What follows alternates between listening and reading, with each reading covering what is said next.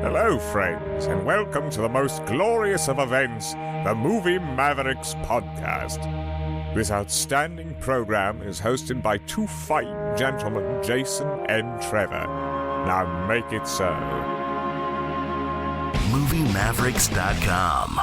Hey, now everybody, welcome to episode 383 of the Movie Mavericks podcast. I'm Trevor Anderson. Send you over to Jason Rugard. He's got a rundown for us. It's Oscar time, and that means our Oscar special. Tonight we'll be giving you our top 5 of 2022 list, as well as our bottom 3, and our picks for the Oscars that are coming up in just a few weeks' time. Tonight, you're going to get all the inside scoop on what we think, so join us as we review the year that was. Yes. What do you think, as compared to 2021, do you think that it was a better year on even? How do you feel? A little bit easier to make the list this year, a little bit harder? Yeah, I mean, compared to the last couple of years, yeah, sure. I don't think we did one for 2020, or did we? It was too barren. Did we do one I don't think we did one for 2021 either. No, it was too barren. It was too depressing. Yeah, so I mean, I think because of COVID, we're still seeing, I feel like we're still seeing some of that this year as well. There's a lot of dumping, a lot of older films, but we still got some of the newer ones, some of the bigger ones, even though they were not great. So yeah, but I'm excited that at least I got back to the movie theater a few more times than I would have this year, and I think that a number of these movies that are on my top 5 list, I think 3 out of the top 5 I saw in a theater, so I think that may have impacted my decision making as well. That's good. I saw 2 out of my top 5 in a theater, which was probably 2 more than you saw the previous year out of your. I mean, how many? You hadn't gone for a while, right? Yeah, but I did. I feel like I did go see some stuff in 2021. In 2020, I didn't see anything. Yeah, me neither. Actually, I'm not even sure. Could you have if you hadn't gone? Like it was drive-ins, things like that. Like in January or February or something. It was drive-ins. That's right. Oh, and I did see some drive-in stuff. Not 2020, but I think in 2021. I don't remember. It's all blur. I went a couple times, but it wasn't very much. There wasn't a lot out. It wasn't until I don't know. The celebration didn't start until Top Gun Maverick released, right? I mean, honestly, let's just be honest. Is that not true? Yeah, according to Spielberg, Cruise saved the industry. Did you see that viral video? Yeah. That was pretty cool. Yeah, when Spielberg tells you that you saved the theatrical distribution model, you got to be pretty happy with yourself. That's like Dr. Dre saying that you saved the record industry. You did a good job there. Right. All right, where should we start off tonight's show? Do you want to start off with my worst of the year, best of the year? What do you want to do? Yeah, let's do the ass picks first. All right, so I'm going to start off with my top 3 worst films of 2022, and I'm going to start from most awful to most disappointing, so from 3, 2 to 1. So the third spot goes to Black Adam, Dwayne Johnson's superhero take that came out and did okay business in theaters, but will not spawn any future installments at this point. It's not crazy to see what happened here, and that is just too many chefs in the kitchen, and things got really murky along the way, resulting in one of the most confusing and uninvolving superhero films I've seen in a long time. Dwayne Johnson, I've been a fan of. You've been a fan of him too since back in the Rundown days and Walking Tall, and he's rendered pretty much charisma-free here. I did not find anything likable about this movie, and outside of Pierce Brosnan's sly performance as a sexy old fox there, I didn't, and Pierce Brosnan is still the man. I mean, anything he does, he still brings a certain regalness to, but besides from him, I thought there was very little to recommend in this movie. So for me, Black Adam is the 3rd worst film of the year. Moving on quickly, the second worst film of the year for me was Moonfall, Roland Emmerich's epic wannabe. You saw this one, so you can weigh in on this too. Would this have made your worst of the year list? Yeah, I mean, I guess. I don't know. It was definitely a huge letdown based on the trailers. I did really want to see this. I thought this would be a better, just a funner action movie, and it turned out to really be kind of boring and kind of regurgitated nonsense we've already seen before from Roland Emmerich. Nothing really new and nothing big enough. I don't know. It wasn't. Maybe it's a lot to expect, but like even Avatar 2, as compared to like the first Avatar, is still on par. Like it's just as good, right? It's big and it's directed well, and it's a good movie. But this just no, like as compared to Independence Day, even it's not even that interesting. It makes you have a certain, or at least it made me had a certain appreciation for Independence Day Resurgence, which I was very hard on a couple years back, and I think that is a bad movie, though. It's a terrible movie, and I'm a little bit more favorable to it having seen this because right. I thought this was a bit of a bait and switch too, because I thought, as the title suggested, the moon was falling, and here we're going to get like an Armageddon, Deep Impact type situation, and instead we got a monster movie. You got another Independence Day. I wasn't, I didn't expect that. And with this cast, I wasn't impressed. And it's coming with Emmerich, just throw together a name cast for the foreign audience, hope that it hits here. And I thought that Midway was a step back in the right direction for him, and this takes 2 steps back in the wrong direction. Okay, so the film that I am picking as the worst film of 2022 must be prefaced by saying that it's technically well made. It's a skillful film. The acting is competent. The directing is quite good in some spots, and there are moments that do hum along. But in terms of overall disappointment, I think Halloween Ends is the most disappointing film of 2022. That's why I'm putting it as the worst, because I gave the last installment a 4-star review. I really thought that it hit a nerve. I thought it did exactly what good horror is supposed to do. And Halloween Ends tears up all the goodwill that was built over the last 2 films and goes in such a sidebar direction that I just didn't find it compelling, and I found it anything cynical, if anything. What do you think about this one? Yeah, I mean, I'd agree. Coming off those first 2 movies, which are so great, and this one just takes a completely different turn. It is completely out of the blue. It's a good movie, but it's not the Halloween movie that you wanted. It's not even the Halloween movie you deserved, right? And so, in that sense, it was a huge letdown as far as I'm concerned. We reviewed this a while back. If you really want to hear us go on and on about how much we hated it, yeah, we do go on for quite a while. And again, even back then, we said it's not that it's a bad movie. It's just not at all what anyone would have wanted. And maybe they were trying to do something artistic with it and give you what you didn't think you wanted, but you know they knew what you really wanted. But it doesn't work. I was really surprised because they had hit a lot of high notes that I didn't think were possible with that second one. I think that you liked the first one more than I did, and I liked the second one more than you did, but we both thought the first 2 were superior entertainments, and now you get this, and it's just not necessary for this story, this franchise. It's almost a bizarre, kind of like a Twilight Zone type entry in this entry. You know what I mean? It's almost like Season of the Witch in the first one that doesn't really have anything to do with the Michael Myers storyline. A bit bizarre there.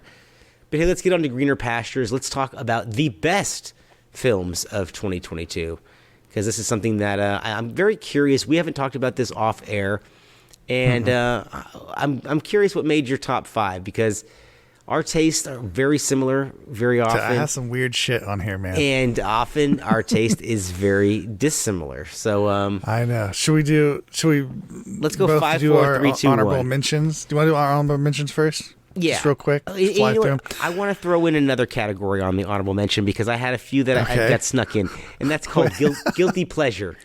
Oh, all right. Well, I mean, I guess Same technically, kind of thing. I think all these are guilty pleasure, but my 3 honorable mentions would have to be Smile, Black Phone, and Ticket to Paradise. Okay. All right. Those would have wound up in my bottom 5 somewhere if I had to do a top 10 for sure.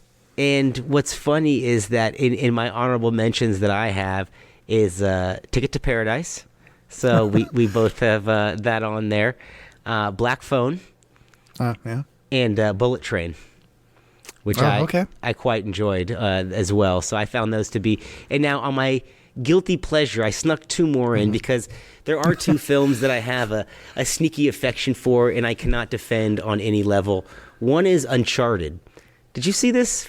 The Mark Wahlberg, Tom Holland film? Yeah, I thought it was terrible. I thought, I don't know what I was expecting, but I thought it was really kind of charming. And the interplay between Holland and Wahlberg was very, very amusing. And I don't know, it got under... It charmed me is the best way to describe it. So I thought they were both annoying in it, but guilty pleasure. I see what you're saying. I get what you're saying. Yeah, indefensible. I have no defense. I can't logically defend this. So trust me. That's fine. My other one would be Babylon, which was the great big fiasco released in December. This gaudy epic that is part Boogie Night, part Heaven's Gate, and part of your life. It's going to take 3 hours to watch it. So it's a... That does not sound like a good mashup, man. No, it's not for a lot of it. It's not, but it needs to be seen to be believed in a lot of ways. And I just think that it's so vibrant, and the set pieces are so constructed with such care and detail that it deserves to at least be seen by anybody that appreciates the craft, because it's not just a total misfire. It's flawed, but it does have some really, really interesting moments in it. So I do recommend it. Yeah. All right. Cool. Got those out of so the we're way. going to... Now you want to alternate between us, but go from 5 to 1? Let's do that, and I'll let you start with your number 5. All right. Well, that's fair because you already said it was in your honorable mentions. My number 5 is Bullet Train, the only movie that from last year that I actually watched twice, and found that I liked it even more the second time. Wow. I didn't actually really like it the first time I watched it, but watching it the second time, this is just an enjoyable movie. I thought it's got a lot of charisma and charm to it, and while it's something of twists and turns, and once you've kind of seen that, you'd think that, or at least I would have thought, it would have ruined it. But on the second watch, it still played just fine. It's bizarre because these elements shouldn't work. This is a feathered fish in a lot of ways. You have Rodriguez type segments. You have Jackie Chan elements. You have this anime quality. You have this goofy humor that doesn't always work. The twists and turns, like once you've seen that, like you'd kind of think that you'd be done with it, but they still play out just well. I think it's surprisingly well directed, actually, here by David Leitch, whatever his name is. Yeah, the guy from the stunt team behind John Wick. Who is now branching off on his own. And I think this is his strongest work, more so than Atomic Blonde or Hobbs and Shaw or even Deadpool 2. I'd agree. I thought this was a lot of fun. Like, I could actually watch this for a third time, and I don't think I'd have a problem with it. It's just, it's always interesting. It surprises I'll say that, and me I like the characters. That we can still get decent versions of this kind of movie. I thought we had peaked with Snatch and the Tarantino era, but, we're still getting things like The Gentleman and Bullet Train that are quality versions of this kind of tough guy, self-knowing hitmen, these kind of existential people in these action films. And I love the Thomas the Train part in this movie too. There's small touches in here that are really, really good. In the vendetta with the wedding and the whole nine, I really like that. So I can't fault you on that because it was on my honorable mentions list. So what's your number 5? My number 5 for the year is Steven Spielberg's The Fabelmans, which was the front runner, I think, a couple weeks back to win the Best Picture. And I didn't think it's not my best favorite film of the year for a couple of reasons. Mm-hmm. And if you haven't seen the film, this is going to be fairly spoiler free. I know you've seen it now, right? Yeah. Okay, so I do want to say this. My quibble with the film is one thing. If you've seen the HBO documentary Spielberg, ultimately that the parents get back together. Dude, is that why I basically know everything that happened in this movie? Yes, because you've seen it all. Because I'm watching this movie and I'm like, I feel like I've been told these stories. Like, I feel like I know all these anecdotes. Like this, someone does something and I'm like, I swear I've heard that somewhere. Probably because I saw that documentary. So I hadn't seen the documentary previously, even though it's a couple years old. I put it on after the film. And the parents get back together at a late age, and the father is such a mensch. I mean, he's such a beautiful person. He says, he didn't mind that the children were mad at him for all these years because he was a stronger person and he could handle it. And then you come to find out Spielberg and him didn't even really get back to being involved in each other's lives until about 1999, which the film itself doesn't really explain. So as a fairy tale, as an ode to the love of filmmaking, as a coming-of-age story, I really liked it. The character of the mother, I think, is the least successful element of the movie, and it almost made me drop it off the top 5 because of that. But despite Michelle Williams' I think, very mannered performance, I don't see the genius behind it like everyone else does. I thought that the movie itself was entertaining enough, even if it's not exactly a true representation of what Spielberg went through. That last scene where he just marches down the lot in Universal and everything's all good, it's a little bit different than that, but the movie itself was good enough to get 5 on my spot here. So that's what I got there. Now, what do you got in the 4th spot, moving down the list? My number 4 was Father Stew, Okay. which is the Mark Wahlberg movie, true life story about the boxer guy who turns into a priest. Mm-hmm. And I just thought this was such a feel-good movie, and I really thought that Wahlberg was just doing some real acting for once. I thought he knocked in this role out of the park. He's fantastic in it. You know, he's incredibly likable. I'm sure the real life Father Stu, it can't possibly be as likable as Mark Wahlberg made him out to be. Even when he's doing something or making a difficult decision that's possibly the right decision by him, but hard for other people, like changing his life type stuff. Even when he does these types of things, you're still with him somehow. I don't know. I thought this is a really good movie. It's a very uplifting story, even though it's kind of sad. But I recommend this to anyone who just wants a good drama. Yeah, every once in a while, you just want a really good drama about real people. You may think you've seen this movie because you saw The Fighter, and it's another Marky Wahlberg in a boxing film. That's nothing like that. Yeah. It is really nothing like that, and it's not overbearing in a lot of the ways that a lot of these faith-based films are. It's actually a movie. Mel Gibson is the unsung hero of the film too. You didn't mention him as the father. I mean, he is great in this movie. And I think that this is I brought up Boogie Nights earlier. There's a little bit of a Dirk Diggler quality to this guy, this naive youngster who's coming to Hollywood to make it and then falls on some rougher times and this leads to that and finds faith and whatnot. But I did think that this was good enough to almost make my honorable mention list, but I gave that spot to Black Phone. But I was right there with you on this, buddy. I actually thought this was really, really surprisingly good.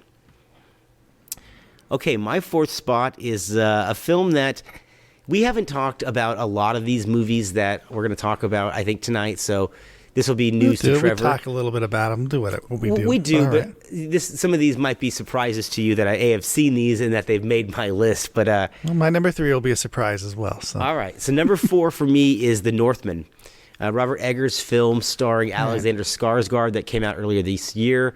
I was not expecting much because Robert Eggers has continually disappointed me. I find his films way too esoteric and cold. I think I told you I hated it too, so yeah, that probably helped in bringing some. But maybe I actually helped you. Maybe it just brought no. I didn't bring any sort of preconceived notions to it, and I thought, when it started, I thought, man, this is basically just Conan all over again. I mean, this is literally Conan the Barbarian, but now we're just in a Valhalla type setting. That's the good thing about it. Yeah, and I didn't mind. It flowed along, and I really enjoyed it. And as a juxtaposition, I watched The Green Knight a couple nights after, which is a totally different type of movie in a more mystical realm and a little bit more shiny and kind of like Excalibur, if you will, which is also another beautiful movie. If you haven't seen The Green Knight, I highly recommend that. But having watched the two, I just really grew to appreciate the amount of force and will and just the filmmaking feat of having put that movie on film. And that also, I guess, was helping my enjoyment of it. People were raving about The Revenant a couple years ago. I have to imagine The Northman was just as hard to make as The Revenant, if not harder, with his crew and location and the amount of people he had to wrangle. So for me, The Northman goes number 4 on my list last year. I guess I wasn't. I wasn't enthralled with The Northman. I didn't really like it. But then again, it was built up to me, and so by the time I saw it, and it has a weird flow to it, and so I don't know if that hadn't, maybe someone told me, I hated that movie. Maybe I would have liked it. I think Robert Eggers' films all have a weird flow. None of them have any sort of straight progression. They have ebbs and flows, and it's almost like a tide. It took me out of that movie too much. Because I had such expectations, because it starts out as fucking Conan, but then it doesn't really play like Conan. No, it gets into some weird love story slave thing. But the visuals itself and the commitment to performance from Skarsgård, I just thought this it was very striking to me. Mm-hmm. All right, give me your number 3. All right, my number 3 is an Indian movie called RRR. Oh yeah, I don't know if anyone has seen this thing. It's very long. It might still be streaming on Netflix. I don't think it was a Netflix purchase. I don't think it's a Netflix film. It might be. But if you get a chance to watch this, do it. It's fantastic. It is a super fun, ridiculous action movie. about these two guys from two different walks of life kind of coming together and, making things right in India. They're going up against the government. Is it a musical? Yeah. There's a musical part in it, and it ain't that bad. Okay. But no, it's not. It's not really a musical. But it's like 3 hours long. Aren't they all? But it has a musical part. Well, no, I mean this one's epic. But there's a lot of budget to this. There's great action sequences, and the characters are really awesome. The two people who play the two main characters are really good in it. I don't know their names. Apologies. There's some Indian guys I've never seen them before. But yeah, the story's really great. And like I said, the songs are fun. I thought the songs they're ridiculous and fun, and it's a bit of an extreme movie, in that sense of it's clearly a foreign film. If you've seen like any Asian type cinema before, any India type stuff, it's in your face, it's big, it's brash, but meaningful relationships, great story. Is this the one with the tiger? They keep showing the clips with the guy's tigers to his face. Face to face with a tiger for some reason. No, there's a sequence with that. I don't. I believe in the beginning he's running from. I think he's running from a tiger. I don't know if it's a tiger or a leopard, but he's running from two animals. If I remember, I saw this a while ago. He outsmarts two animals. Maybe I want to say two predators. Somehow he escapes them. He shows because there's a guy from the city and a guy from like the country, right? Gotcha. And the dude from the country in the beginning starts off in the jungle, and he's being chased by something. Maybe it was a tiger, something like that. I don't know. I this got I think that was in the trailer too. So. It made a ton of money at the box office here locally, even domestically. And I hear this quite a bit that this actually had a chance of being nominated. Honestly, one of the most surprising movies I've seen. Yeah. And you're not a big fan of Bollywood films. I mean, I've never heard you recommend a Bollywood film to me ever. So no, I don't. Typically, I don't like them, but this one is just really good. And like I say, the cinematography is great, the acting's great, story's great, action sequences are great. It's a rip-roaring fun time. All right, shit. You're selling me, man. You're selling me. All right, what do I got in the third spot? Okay, yeah, so what I got in the third spot is Baz Luhrmann's Elvis, the summer film that came out with Tom Hanks and Austin Butler. Hanks seems to have been forgotten in all the hoopla around Butler's performance, which is a staggeringly good performance. I mean, it's you think you're looking at Elvis, and I've never been the biggest Elvis fan, but after watching this movie, it did the ultimate favor for him where I got on YouTube and was watching performances of his, even some old, trying to get through some old movies of his, but man, trying to get through those old Elvis movies, my goodness, I don't know if you've ever watched any of those. Those are... Yes. No, wow. I can't. No. Those are like beach blanket type movies, like the summer... They're 60s and Summer of Love stuff. They're rough. Almost unwatchable unless you're a true fan. You had to be there probably. It's a moment in time for sure. But the movie itself is Luhrmann's typical, methed up ADHD type filmmaking and mostly successful. There are a few elements, I thought, musical cues and maybe a couple of scenes that dragged on a little long in the second act. And otherwise, though, really a towering achievement if you really think about the musical biopics that we've had in the last few years. I know a lot of raving has been done about Ray and Bohemian Rhapsody and Rocket Man, but those left me cold for the most part. And Elvis, for whatever reason, I got into from the jump, and I was with all the way. So this is my pick for the number 3 of the year. Have you seen it yet? All right. I have not seen this movie yet. I really don't have... I haven't seen this. I haven't seen Elton John movie. I haven't seen the Queen movie. Yeah, I mean, I can't really recommend any of them because you know the story. Have you seen a good documentary? I know the story of all of them. Yeah. So, yeah. All right, we're making our way down the list. What is your pick for the second best movie of 2022? So my number 2, possibly no surprise, it's Top Gun Maverick. It's just a little movie, a Tom Cruise movie. Probably never seen it. Yeah, Top Gun Maverick, man. This movie's fucking awesome. I really, do I have to say anything more? Everyone's seen this, right? Everyone knows. I mean, I'm surprised it's not my number 1, but I saw something recently, and hey, I'm sorry, Tom. I'm sorry. Tell me it'll be okay. But this is a great movie. Obviously, great action sequence. Fantastically written. Tom Cruise playing his Tom Cruise character to the extreme perfection. Absolutely. Right. Just everything about this movie is great. Joseph Kosinski, his directions, good again. Yeah, it's solid always. Has the guy had a bad movie yet? He's had a couple that didn't Oblivion, work. I don't think was a very good movie. But solid direction, maybe. Still. Okay, I always forget about Oblivion. Shit. I just don't think it was that good of a movie in general. But and I think people agree because it didn't really do that well. But yeah, I mean, obviously, like Tron Legacy, it's fucking awesome. Only the Brave is as well. Top Gun. I still haven't seen it, but it looks really good. So I'll believe you on that one. It's basically Top Gun with firefighters. Yeah. So and this is like again, we have all these movies. Everyone's running around like toxic masculinity and stuff, and here's masculinity, and it's real masculinity, and it's not toxic. So it's take also, that, everybody. It's a love letter to the military as well. I mean, our military, which is a nice sentiment to see on screen. Sure, but it feels like an old movie. It feels like a 90s esque movie, right? Back when we had movies where men were men and it wasn't a bad thing. Yeah, a beautiful film, and I think you'll be hearing me talk about it a little bit later as well. All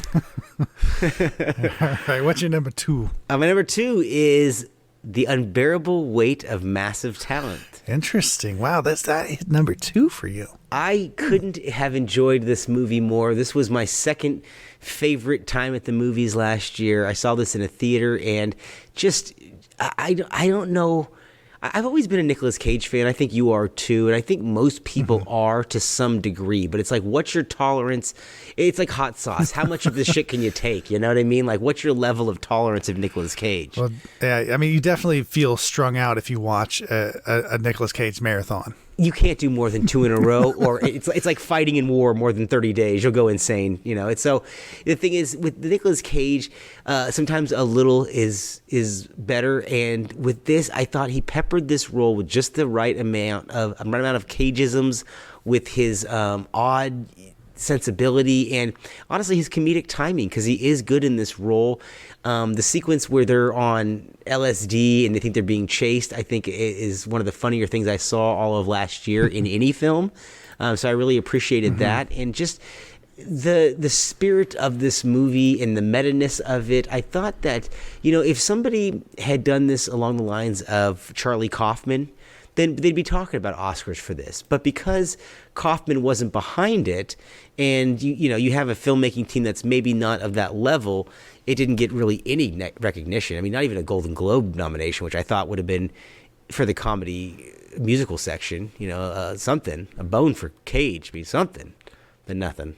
If you haven't seen it, I say highly recommend to check it out. It's got Pedro Pascal in it, along with Nicolas Cage, and one of the more entertaining, funnier films. Tiffany Haddish is in it as well. Ike Barinholtz, big cast, but didn't score much of an audience reaction, and kind of came and went without much fanfare. Did you ever catch up with it? Oh yeah, I saw it. It's okay. Yeah, I know you weren't. Honestly, it doesn't deliver what it promised, as far as I'm concerned, and so, those movies are hit and miss. I still think the best recent movie, similar in that vein would be JCVD. I still think that's a better film. I'm going to throw another one in there that's I would say is not as good as this movie or that, but was along the lines where it was getting pretty interesting. Was The Last Movie Star with Burt Reynolds that they made before he passed away. Did you see that one, the Adam Rifkin film? Yeah, fair enough. I mean, I agree with you. That movie was just cheap. I think that movie's problem. Well, I think also he was dying basically when they were making it, Burt Reynolds, so they couldn't. He was very old. I think he had to walk with a cane and stuff even in that.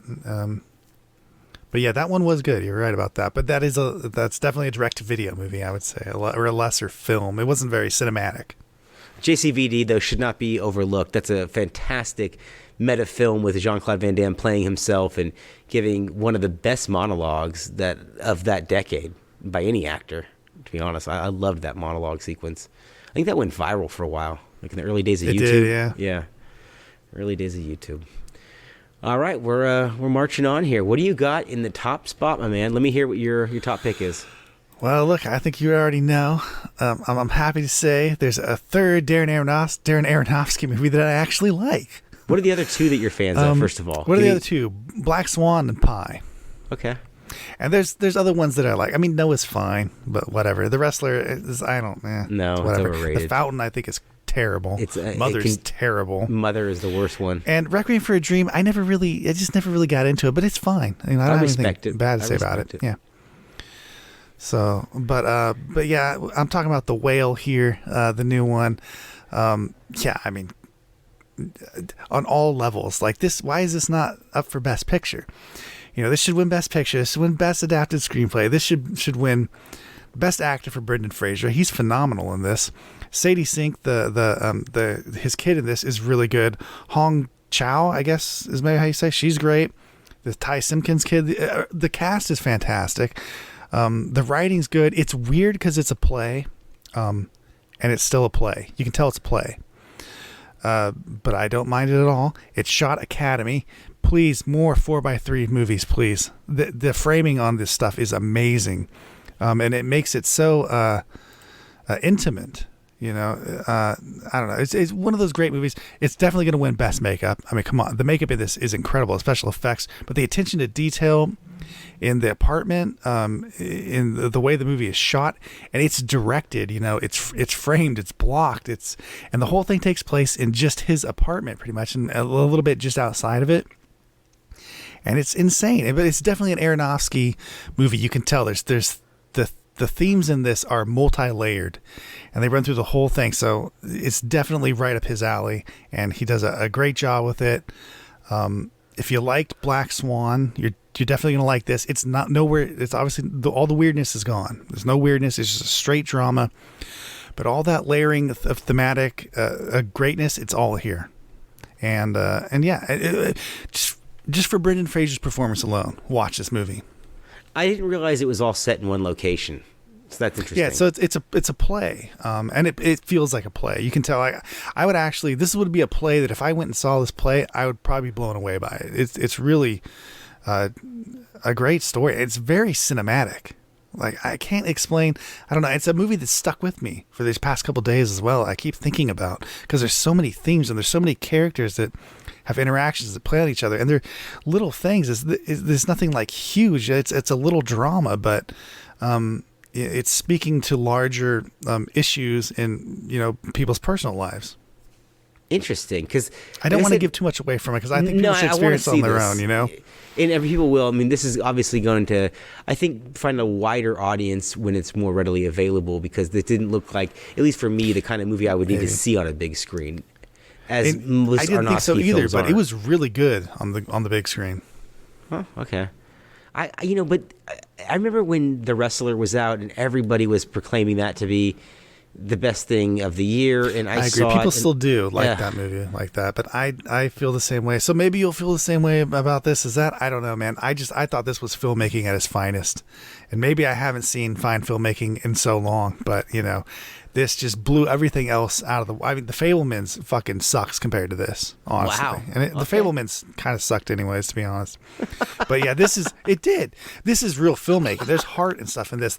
The Fabelmans, bro. He barely makes movies in it, and the dad does amazing stuff as well with engineering and stuff, and that stuff's barely in the movie. What's in the movie is that the mom and the dad don't know how to be good with each other. That's that fucking movie. Give me a break. I liked Seth Rogen a lot in that movie, even though his character he's highly likable in that. Yeah, I feel a certain way about. I really liked him in that movie, and the sequences where he's screening his. Anyways, that we'll get back to that. I agree. The Whale is your pick for the best film of last year. Yep. So what's your number one? I think I know. My number one would be Mr. Tommy with Top Gun. And I mean, who'd have thought that after waiting 36 years for a sequel, that it would have delivered on this level? For everything that Halloween Ends wasn't, for all the times that I've gone to see a movie that was just trying to rifle shit through my childhood and resell it to me, if it's Star Wars The Force Awakens or whatever it is, so many failed attempts to do this properly. And who to fucking pull it off? You got Tom Cruise, who just defies logic and continues to make quality, entertaining films for decade after fucking decade. I mean, he has got to be the Hollywood star of all stars. I honestly, the guy who wants to do nothing more than to entertain the shit out of you, has some sort of integrity. It might be the last star whose name on a movie actually means that some fucking thought and care went into the storyline and not just the peripherals, not just the marketing and the special effect, but somebody who gives a fuck about how a story is told. Because this is a real movie. This has a beginning, a middle, and an end, which most movies nowadays don't. They have a premise, and then that's it.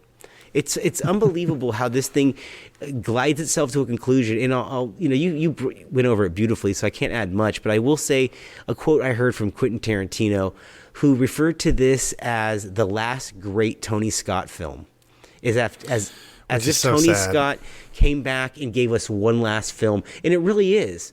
I mean, I can't imagine. Obviously, Scott would have made different directorial decisions here and there, but I can't imagine it being hugely different. I think I can't imagine though it would have been that different visually. I mean, they copied his visual style to such a point. Not the editing style. But I don't that know because copper he's tone. old. He's old school, so I don't know. I think that. I agree with you. I think they did, but it's clearly that's a Joseph Kosinski film, who no one else could have done the job. As far as I'm concerned, right, yeah. Kosinski was the man for the job, and nobody else. If we had to get Oblivion to get him and Cruise together to get this, fine with me. Fine with me. I agree with you, man. I don't know how. And it's called Top Gun Maverick. Who like that doesn't sound like it sounds like a joke, right? Like how could that be good? It's fucking amazing. It sounds like it should be premiering on Netflix, like Axel Foley or Beverly Hills Cop. Yes, it does. You're right. You know, it does not sound like it has any sort of integrity.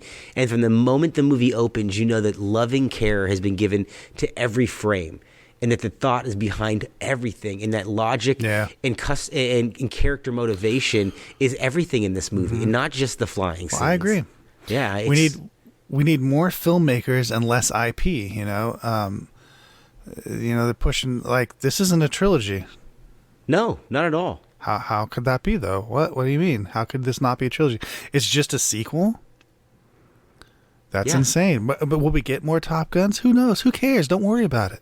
Let's not. You have Let's Top Gun not Maverick. fuck things up. No, I don't think we need it anymore. That's what I'm saying. Move on. Tom Cruise can do other things. Kosinski can do other things. I'm. I don't know. It's crazy the way that they just want to take intellectual property now and just drill it into the ground, And if you want to keep pumping sequels, Paramount needs to have money being poured into their coffers. You have the Mission Impossible franchise, which I actually think gets a boost now 100%. because of the popularity of Cruise coming off this. Totally. I think that they're reinvigorated. And they look good still. Yeah. The trailers are really play for those. So yeah, that's going to be I feel that's going to be huge because those were already built up to being bigger and bigger. Kind of a Fast and Furious-esque type thing happening to that franchise. The last Fallout really grossed, I think, the highest grossing in the series. Too. Yeah, it really was. So that's a series that's picking up steam. So that's the one you can kind of play with and dip back into and let Cruise make his big paycheck there. I think now we retire the Top Gun, and I would like. We'll get into the Oscar stuff, but I hope it gets a little bit of attention somewhere along the line come Oscar night. But those are our picks, and I think we got a solid list between the two of us. I really do. I don't think that there's a whole lot of deviation on there overall. Honorable mentions and things like that. Not the same thing. But like I say, it's kind of a difficult year because, or rather, it's an obvious year. Maybe that's what you would say. There's a lot of mediocrity in there, but there's not a lot of really great stuff. But again, COVID, I think pushed things back and really screwed up the whole schedule. But I don't know. No superhero stuff, though, which is surprising because it used to be superhero stuff would be in my top 10. Yeah, there was a time when Endgame or Avengers, things like that would have been in I couldn't somewhere. imagine a superhero. I mean, a lot of it's tolerable. I think Shazam's pretty good. I'll see that sequel probably at some point. But some of the Marvel stuff, I just it's too much to. This is like we're 30 movies in. I don't know how fucking many movies in, and we've got 30 more to go. Like when does it end? Oh God. Well, for me, it ended at Endgame. and I haven't seen No Way Home. I agree.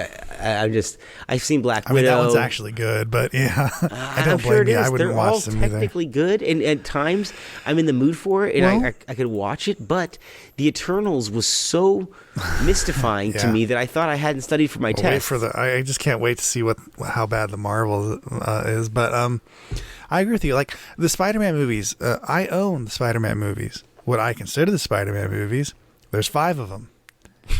This Marvel shit, I don't want. I don't want it. I didn't mind. I'm the good first with two. my 5. I like Tom Holland quite a bit.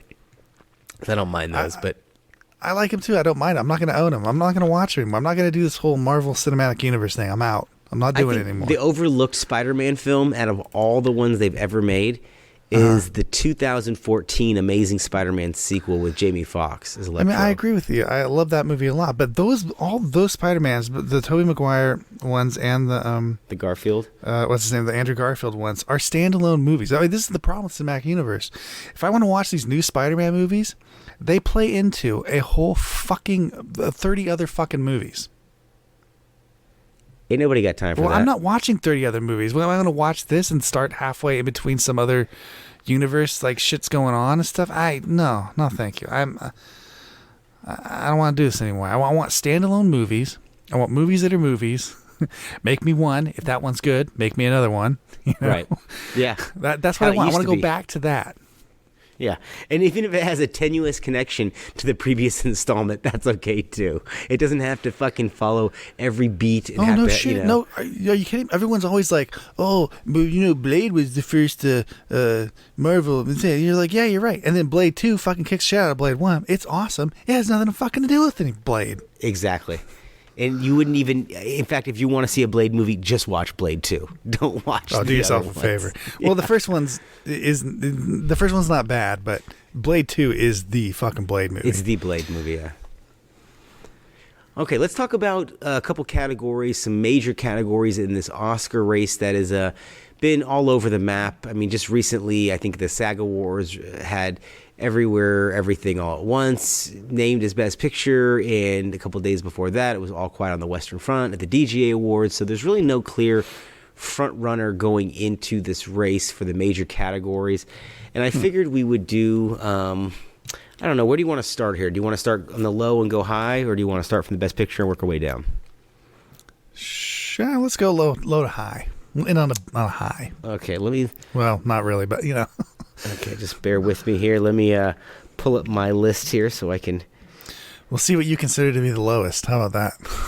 Okay, let's see here. So what's that, adapted screenplay? I think would be the lowest. You're just going to go in order? Yeah, okay. Okay, adapted screenplay. So do you know who the nominees are? Should we say who the nominees are? All right, give me the nominees probably. So best writing for material based on a previously published... was it a book, or it could be a book or a movie or anything like that, right? It could be a book, a movie. I mean, Top Gun Maverick is in here as an adapted screenplay, is it not? Or, it is. Yeah, it is. So I'm guessing that's because it's based on previous work. That makes any sense at all? I'm not sure if that makes sense. Does that make sense? It is in here, though. It is in here. So figure that one out. Because existing characters. It's based on existing characters. That's what I mean. It's based on existing work, which is weird because a lot of screenplays are, but okay, whatever. So, yeah. All right. Let's. The nominees are Living, which nobody has seen, so this is kind of a I don't throwaway. even know what that is. Yeah, it's a Japanese film. Kazuo Ishiguro. Then you got Top Gun Maverick, which is Christopher McQuarrie is the main person listed there. Then you got Women Talking, Sarah Polley. Glass Onion and Knives Out Mystery, Ryan Johnson. And All Quiet on the Western Front, Edward Berger and Elle Patterson. What did you select as the best of that group? Well, I mean, for me, obviously it's Top Gun Maverick, but if I'm guessing what's going to win, my guess would be Women Talking. Yeah, I think that's the safest bet out of here. And I got a really strange pick on this one because it's a film that we haven't discussed, but I would actually going to give this one to Glass Onion. I couldn't believe how much I enjoyed that sequel. We haven't talked about it on the show yet. I know, and I was I gonna put hate it. I know you did, and I once again maybe because That's okay. my expectations were very low for it. I did not really enjoy the first Knives Out. I thought this one was great. I really like Death on the Nile, so fucking have at it. There's no accounting for taste. Have at it, my friend. I hear you.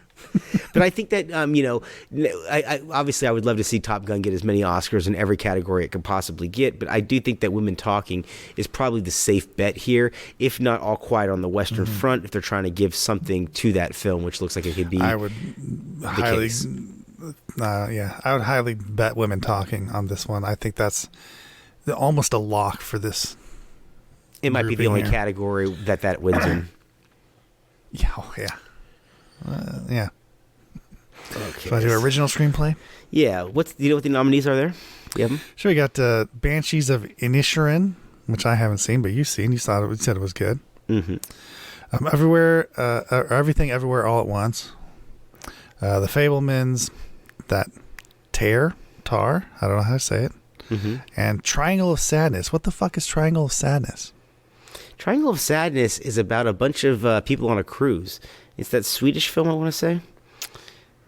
So is there only 4 nominees? I mean, it sounds familiar, but I don't think 5 it's... nominees. Well, there's 5. There we go. Yeah. Okay. And what'd you pick in this category?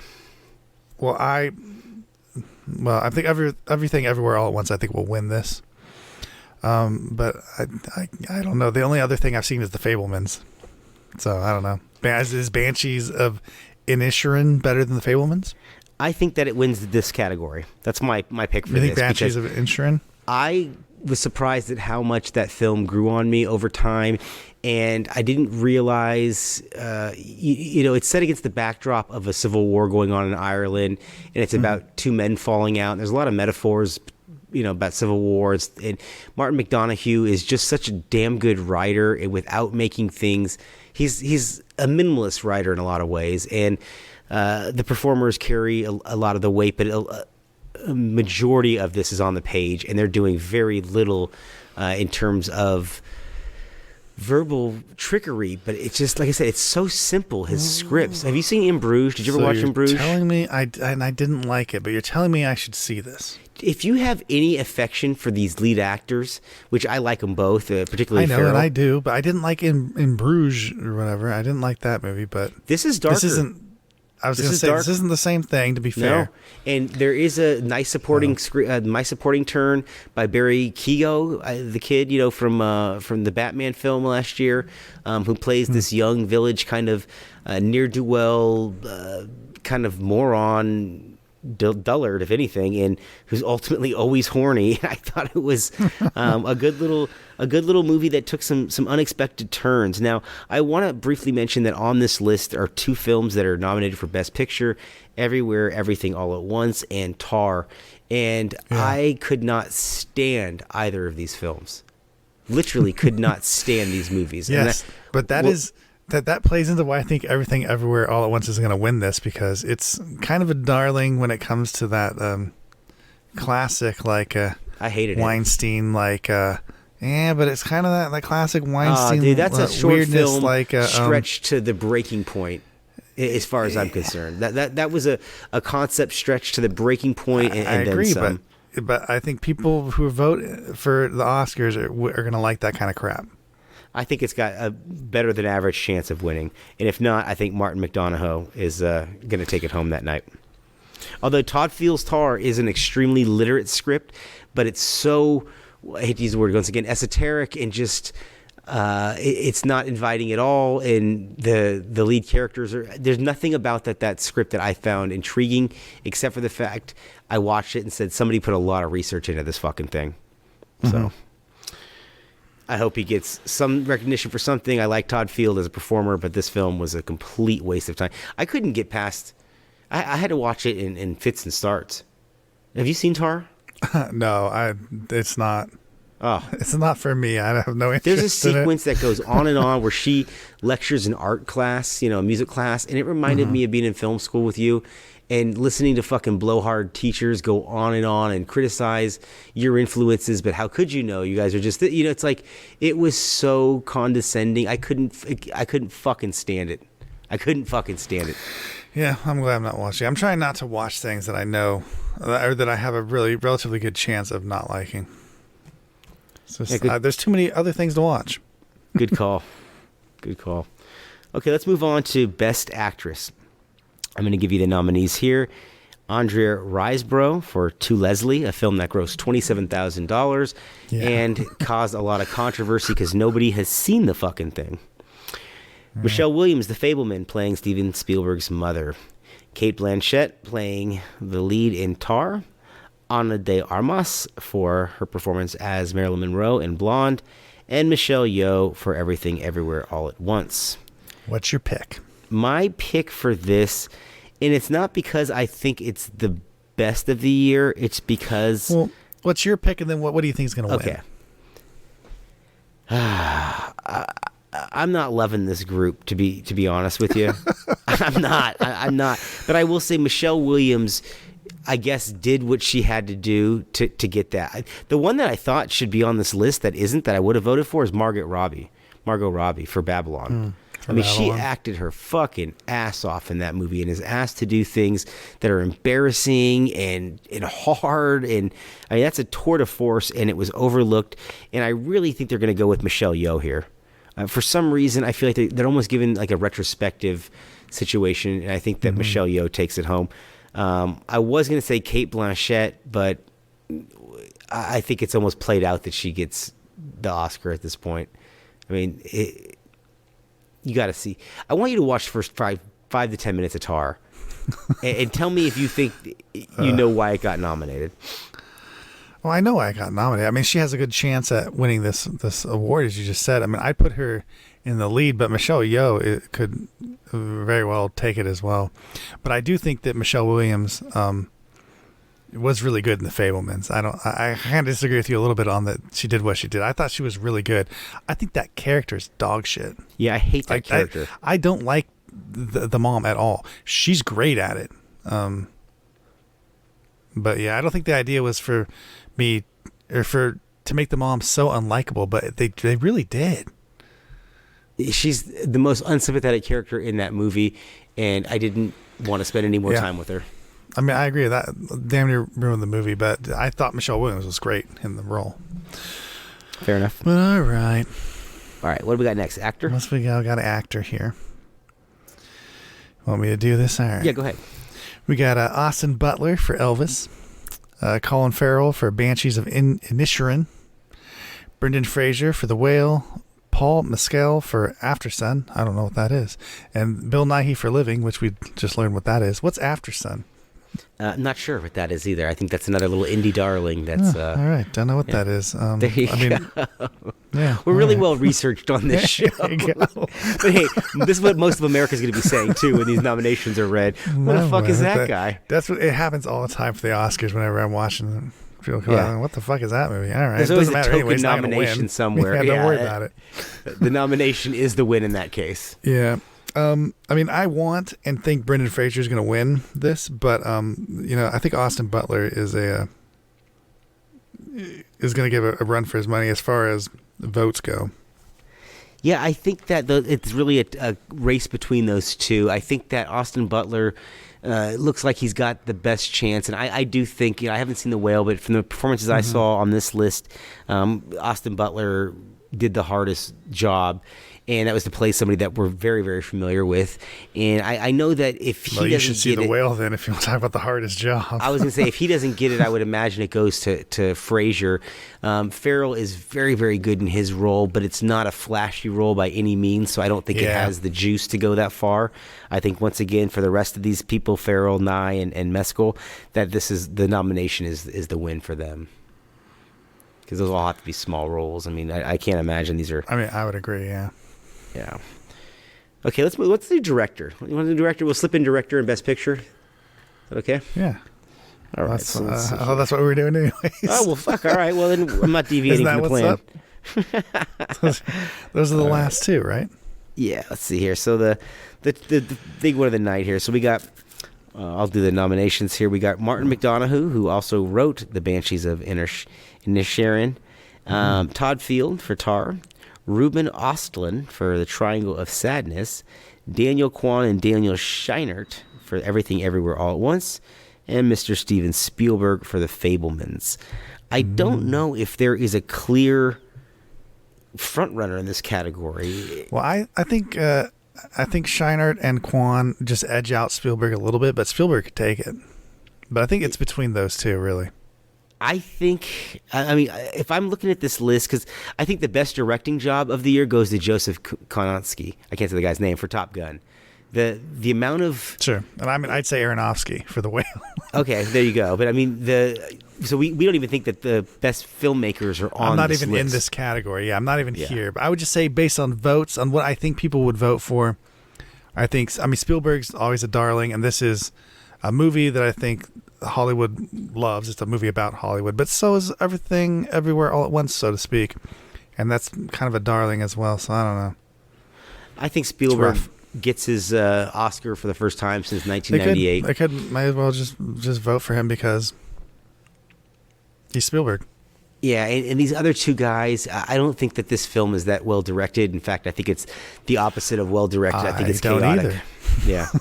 And but I think they're going to get votes. But I want to say I think that Todd Field has a super outside chance of sneaking in with Tar, because if the film is well directed, maybe it's got a lot of choices that are made directorially that are very successful. But the film, but I don't think that they've had a campaign enough on Tar. I mean, Everything Everywhere All at Once is practically campaigning. People are practically campaigning for it, right? And Spielberg is Spielberg. And I haven't seen much as a campaigning for Tar. I mean, I have here and there, but not a lot. So I don't know. I didn't think that the direction on The Fabelmans, though, was all... But then again, Spielberg is classic doing a oneer. And if you don't know what a oneer is, folks, it's like when they do an unbroken shot for a long time. And most directors will call Scorsese, De Palma, they'll call attention to themselves when they do it. And fucking Spielberg would do 2 or 3 in a row that you don't even realize because they're blocked well directed. So well. Spielberg is always Spielberg. Everything is blocked. Everything is framed. Everything is meticulously down to the letter done well. It's just it's like not a very good movie, It's all for a lot of promotion for nothing is kind of the idea. That's like Halloween Ends. Yeah, it's a good movie, but it's not it's not a Halloween movie. What the hell are you trying to pull here? Well, I hope, like I said, out of this group, I hope Spielberg takes the statue home, because there's films that he should have gotten it for that he didn't. I mean, Munich would have been one of them a couple years Munich's back. Really good. There's a few that he's been overlooked for in his career, and I think that they could never. Any of his stuff, even like we like Tom Cruise. Watch his Tom Cruise movies, and just everything down to a T. Well, even the lesser of those two. I mean, you're talking about Minority Report and War of the Worlds, and War of the Worlds is clearly the lesser of those two. One. Which I would say, you think War of the Worlds is lesser? Well, just because in terms of the story structure, I would think Minority Report would be as. Oh, yeah. You know what I mean? Like, in that sense, yeah, you're right. In what the ultimate goal is of the movie, and I think that War of the Worlds is still a very, very well done film. Well, AI is a horrible fucking movie. It really directed is superbly. Horrible movie. AI is hard to get through. It really is. Yeah, it is. Yeah. But still, if you turn the audio off and didn't pay attention to the movie and just pay attention to the directing, it's still good. Yeah, 100%. There's a oneer shot in Minority Report that's so hidden, and somebody showed me once, and it blew my mind. When Colin Farrell's getting in the elevator with Cruise, he pulls the gun on him, and then he gets out, and that's all done in one shot, and it does not call attention to him. It's so masterfully done and acted and executed that you just take it for granted, and that's what I think everyone's done to Spielberg for a long time, is just taking him for granted. Okay, let's get to the big prize. All right. Best Picture. Give me the nominees. Hit it. Best Picture. Yeah. All Quiet on the Western Front. We got Avatar: The Way of Water. All right. Banshees of Inisherin. Elvis. Everything Everywhere All at Once. The Fabelmans. Tar. Top Gun. And Triangle of Sadness, Women Talking. I really think Everything Everywhere All at Once wins this. The only thing that I think would even contend with that would be Elvis, as far as voting goes. I don't think any of these other things have a shot in hell. Well, I'm going to surprise you, my man, and I'm going to say Top Gun has a better than average Avatar. chance.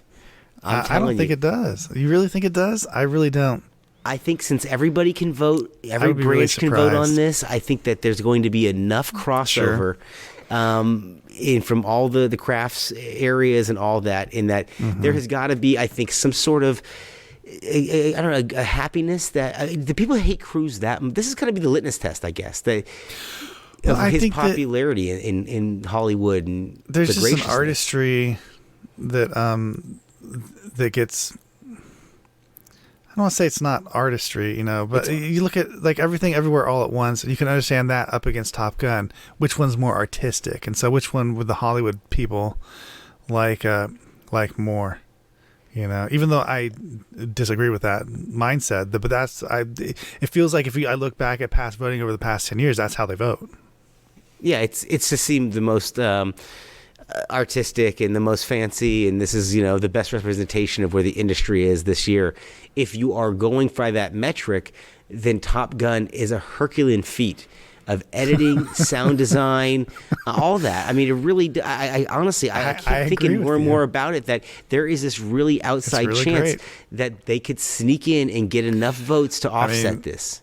The fact that the whale's not on here just makes me not care anymore. And the critical consensus on The Whale, I think, was like in the 60%. So it wasn't like that was... Frasier was getting fantastic reviews all along, but the film itself wasn't getting great reviews. But you're saying nay to that. I've seen plenty of bad reviews for it from even normal people and stuff, and I get it. It's not a movie for everyone, that's for sure. I think much like maybe perhaps everything. I mean, maybe I'm being unfair here, but... you have to kind of like film and kind of like to explore characters and the character piece, and that type of stuff, or else you're just not going to get into it.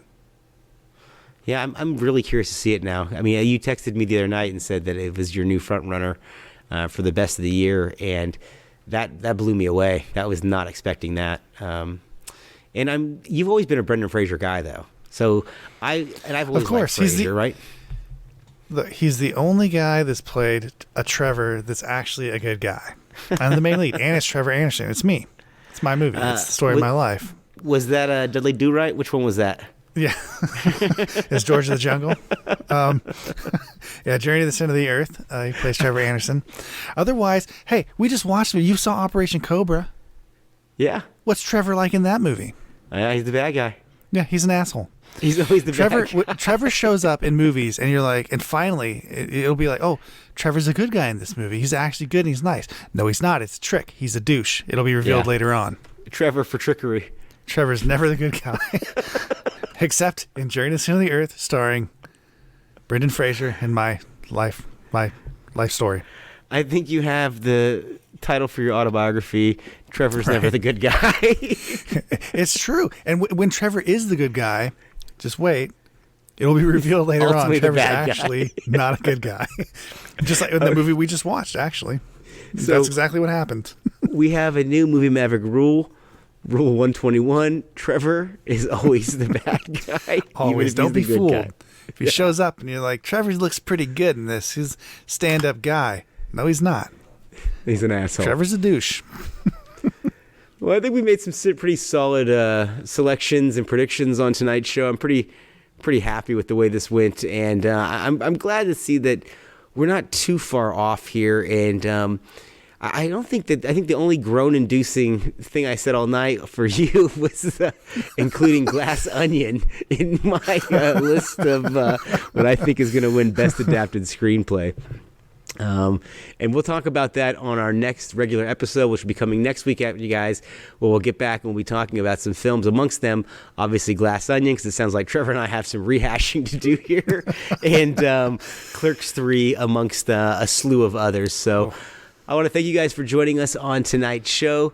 Speaking for Trevor Anderson, I am Jason Rugard, and we are the Movie Mavericks. Oh my, another magnificent episode has come to an end. If you're craving more, set your destination to moviemavericks.com, Warp 9. Engage!